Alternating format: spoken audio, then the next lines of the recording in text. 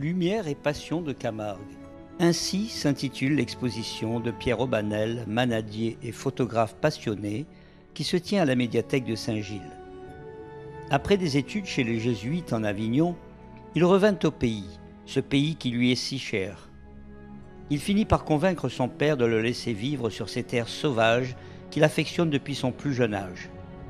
Cette vie de gardien, il se l'est forgée au contact de son père, une vie rude et difficile, bercée cependant par les récits prenants de son grand-père, le marquis Folco de Baroncelli, qui créa la nation gardiane.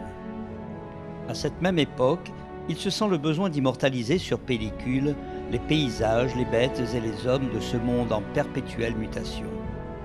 Lors de son service militaire en Algérie, il profite, étant rattaché au service photographique, de parfaire ses connaissances afin de devenir le photographe que l'on connaît aujourd'hui. Gramercy par laquelle exposition, une fois de plus, la passion l'a emporté. Oui, eh bien c'est l'occasion aujourd'hui de présenter mes photos à la médiathèque et des photos qui évidemment retracent près de 50 ans d'histoire, 50 ans de photographie. Et je crois qu'il est vrai que pour faire des photos de ce style-là, il faut le temps. Et le temps, comme on dit, un photographe, il faut le prendre. Et prendre des chevaux, comme je dis, c'est souvent très difficile. Parce que si on veut une belle action, il faut savoir attendre, il faut savoir saisir son image. Et pour les taureaux, c'est de même. Parce que souvent, les taureaux, on ne peut pas les commander, on ne peut pas leur demander d'attendre. Eux, ils passent, quand ils ont envie de sortir d'un bouhau, eh bien, ils ne regardent pas s'il y a un photographe. Ils foncent. Et ils foncent, et souvent, je connais très bien la réaction des taureaux. C'est ce qui m'a permis de faire des photographies un petit peu qui sortent de l'ordinaire, parce que je suis dans l'action. Et faire une belle photo, il faut être dans l'action.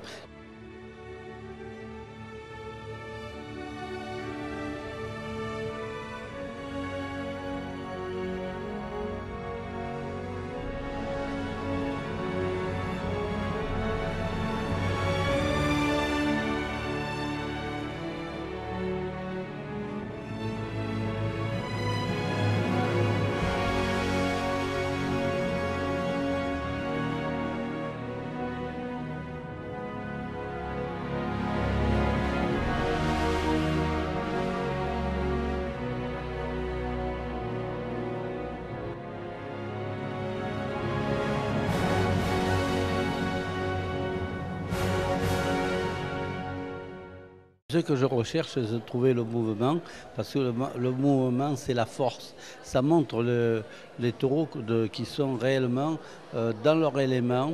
C'est les taureaux quand ils sortent du bouvao, quand ils passent un portail. Et il est certain qu'eux ne cherchent pas à savoir, il faut qu'ils passent. Il faut saisir cette image, et cette image, ce n'est pas facile, parce qu'on prend des risques. Comme je l'ai dit, c'est des risques, mais que je prends avec plaisir, parce que quand je vois le résultat, je suis content.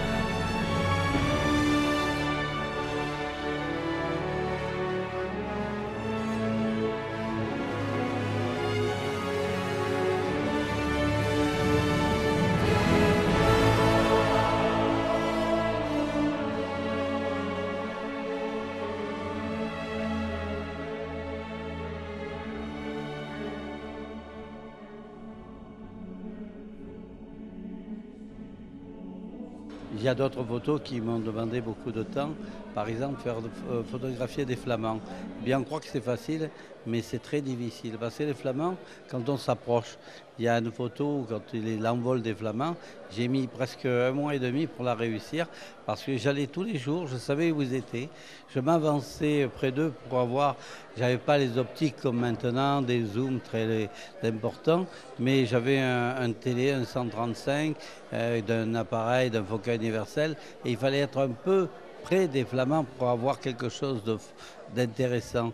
Et chaque jour, je venais et je m'avançais à pied dans l'eau pour essayer de les saisir, de m'approcher le plus près possible. Et ils partaient.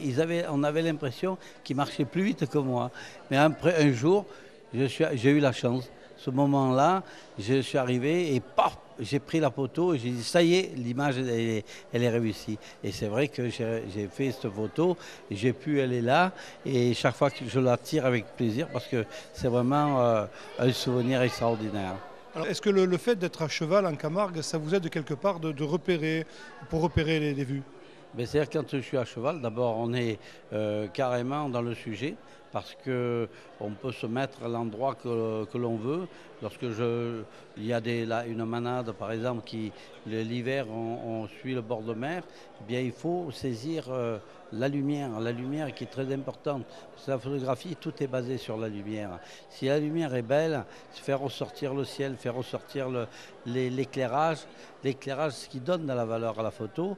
Et c'est vrai qu'à cheval, des fois je me déplace, des fois on me dit mais tu es complètement en contre-jour. Je dis mais c'est voulu parce que justement je veux mettre la photo, lui donner un caractère tout à fait vivant et tout à fait authentique. Et je crois que chercher la lumière, pour ça j'ai baptisé la lumière et passion.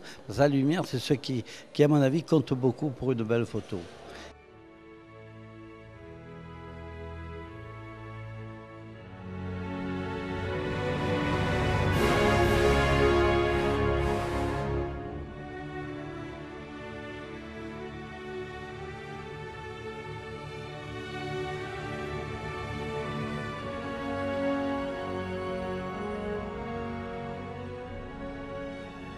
Alors, monsieur le maire, votre raison d'être là ce soir est double, parce que vous êtes le premier civil de Saint-Gilles, donc en tant que premier élu, c'est vrai que présider une exposition comme celle-là, c'est flatteur, mais aussi parce que Pierre Aubanel est un de vos amis. Il a même dit que c'était votre patient.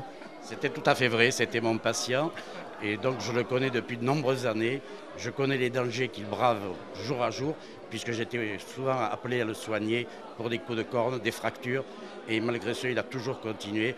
Et je veux dire que cette exposition, je connais toutes les photos de Pierrot, j'en découvre tous les jours, et si on me demandait de faire un choix, je crois que je serais incapable tellement elles sont belles et magnifiques. Je suis ravi en tant que maire, en tant qu'ancien médecin de Pierrot, mais surtout en tant que passionné par la photo et par l'art en soi, parce que c'est un art.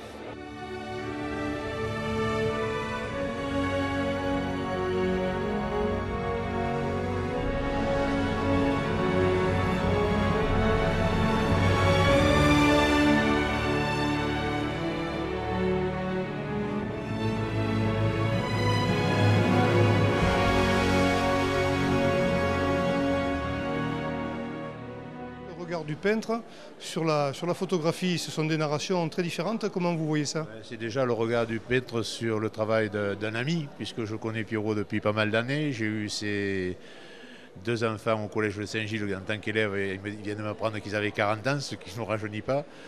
Et son travail, je le connais de pas mal de temps. Effectivement, par exemple, celle-là que j'ai vue maintes fois il y a un mouvement, c'est vraiment la Camargue, et celle qu'il a choisie pour l'affiche qui est là-bas en grand format est vraiment magnifique. Alors vous avez plutôt des amitiés pour la tauromachie espagnole, mais dites-moi un petit peu comment justement vous... J'ai des amitiés pour tout ce qui me plaît en fait, c'est pas limité à la tauromachie espagnole. Par exemple, demain je pars avec des amis pour 2 jours sur la plage du Grand Radeau où on va se ressourcer, une plage où il y a 8 personnes. Et j'ai vu justement, Pierrot m'a dit, il y a des photos du Grand Radeau avec des manades de taureaux qui promènent en liberté. C'est pas, moi j'aime aussi, autant j'aime la feria avec la fête, la nuit où on se défoule un peu. Et j'adore aussi, comme je dis souvent, je vais au Grand Radeau passer 2 jours. Pour moi, c'est comme l'équivalent d'aller une semaine au Club Méditerranée. On peut avoir des goûts qui sont complémentaires ou différents. Je parlais d'exécution artistique, bien sûr, parce que vous connaissez surtout à travers des œuvres qui évoquent la tauromachie. Alors, justement, vous parlez de mouvement. Ce mouvement, vous essayez de le... sur certains... Mon travail, il n'est pas tellement le mouvement. Enfin, je ne veux pas parler de mon travail, puisque c'est l'exposition de Pierre. Mais mon travail, c'est l'esprit de la feria, c'est surtout la couleur, l'exubérance de couleurs, avec la couleur, comme je répète, qu'on voit souvent, qu'on voit dans les arènes, sur les gradins des arènes, qu'on voit au Paseo avec les toreros, qu'on voit dans les cimaises des Micoucouliers. C'est ce que j'essaie de traduire. Il n'y a pas tellement de mouvement. Puis il y a aussi l'angoisse avant la corrida, le moment de recueillement. Et là, c'est vrai que chez Pierrot, vous regardez la plupart de ses travaux, il y a un mouvement qui est vraiment saisissant dans ses abrivades, dans ces manades qui traversent la gaze, qui traversent des trucs.